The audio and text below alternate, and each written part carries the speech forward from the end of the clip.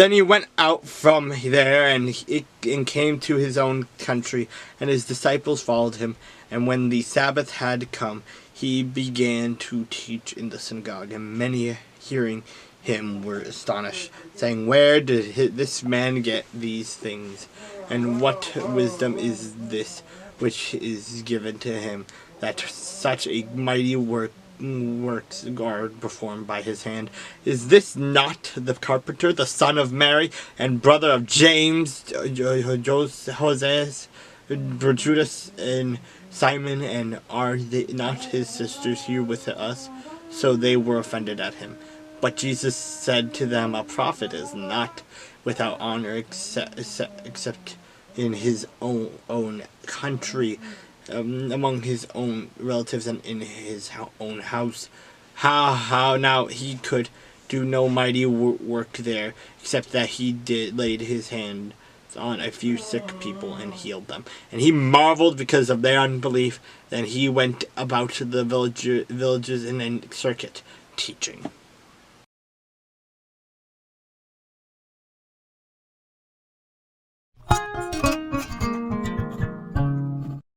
And Zophar the Naamathite answered and said, "Therefore my anxious thoughts make me answer, that because of the turmoil within me I have heard the rebuke that reproaches me, and the spirit of my understanding causes me to answer.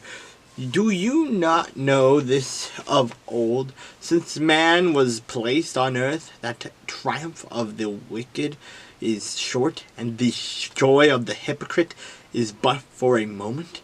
Though his haughtiness mounts up to the heavens, and his heartache reaches to the clouds, yet he will perish forever like his own refuse. Those who have seen him will say, 'Where is he?' He will fly away like a dream, and not be found. Yes, he will be chased away like a vision of the night, and the eye that saw him will see him no more, nor will his place behold him any more. His children will seek the favor of the poor, and his hands will restore his wealth. His bones are full of his youthful vigor, and if it will lie down with him in the dust. Though evil is sweet in his mouth, and he hides it under his tongue, though he spares it and does not forsake it, but still keeps it in his mouth, yet his food in his stomach turns sour. It becomes cobra venom within him. He swallows down riches and vomits them up again. God casts them out of his belly. He will suck the poison of the cobras, and the viper's tongue will slay him. He will not see the streams, the rivers flowing with honey and cream. He will restore that for which he labored, and will not swallow it down. From the proceeds of business he will get no enjoyment, for he has oppressed and forsaken the poor. He has violently deceased a house which he did not build, because he knows no quietness in his heart.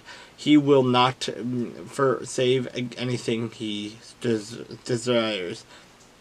Nothing is yet left for him to eat. Therefore his well-being will be last. His self-sufficient, he will be in distress.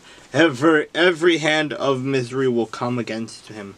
When he is about to fill his stomach, God will cast on him the fury of his wrath, and he will rain it on him while he is eating. He will flee from the iron weapon. A bronze bow will pierce him through.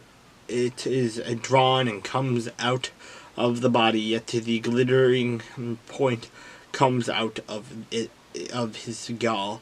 Terrors come upon him. Total darkness is reserved for his treasures. An unfanned fire will consume him. It shall go ill with him who is left in his tent. The heavens will reveal his iniquity, and the earth will rise up against him. The increase of his house will depart, and his goods will flow away in the day of his wrath. This is the portion from God for a wicked man, the heritage appointed to him by God.